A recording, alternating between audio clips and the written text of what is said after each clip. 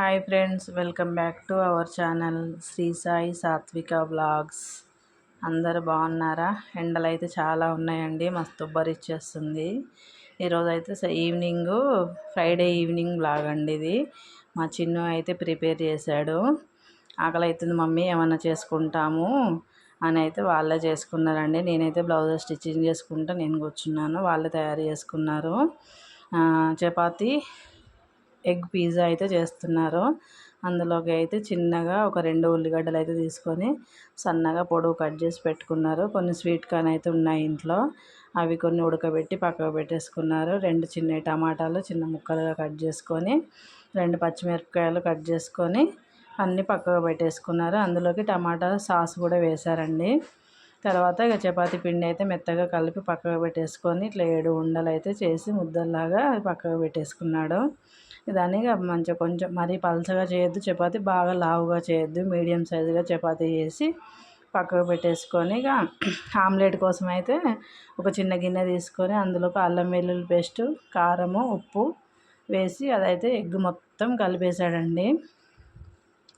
వీడియోలో చూస్తున్నారు కదా ఎలా కలుపుతున్నాడో, అలా అయితే మొత్తం కలిపేసి పక్కకు పెట్టేసుకొని స్టవ్ ఆన్ చేసి పేనం పెట్టి ఆ ముందుగా చేసుకున్న చపాతీని ఇట్లా 2 వైపులా బాగా కాలకుండా మామూలుగా మీడియంగా కాల్చుకోవాలి. అది కాల్చుకున్న తర్వాత మనం ఎగ్ ఆమ్లెట్కి కలిపి పెట్టుకున్నాం కదా, అదైతే ఆ చపాతీ మీద వేసి సిమ్లో పెట్టి చేసుకోవాలండి, లేకపోతే చపాతీ మొత్తం మాడిపోతుంది, బాగోదు. ఇవైతే మొత్తం మా చిన్నయ్య చేశాడండి. వర్షిత్ 10th క్లాస్ ఎగ్జామ్స్ అయిపోయినాయి కదా, ఖాళీగానే ఉంటున్నాడు. గ్రౌండ్లో క్రికెట్ ఆడుకొని వచ్చి ఈవినింగ్ అయితే ఆకలి అవుతుందని అయితే ఇలా వాడే తయారు చేసుకున్నాడండి. వాళ్ళ అక్క అయితే ఒక టమాటాలు ఒకటి కట్ చేసి ఇచ్చింది అంతే. మిగతా అన్నీ మా చిన్నయ్య చేసుకున్నాడు. ఇక ఆమ్లెట్ మొత్తం చపాతీ ఆమ్లెట్ అంతా 2 వైపులా సిమ్లో పెట్టి కాల్చుకున్నాక ఒక ప్లేట్ తీసుకొని అందులో పెట్టేసుకొని అందులోకి టమాటా సాస్ అయితే తీసుకోవాలి. ఆ టమాటో సాస్ మొత్తం ఆ చపాతీ ఎంత వెడల్పు ఉందో అంత వెడల్పుగా మొత్తం రుద్దేసుకోవాలి. స్పూన్తో రుద్దాలి, స్ప్రెడ్ చేయాలి.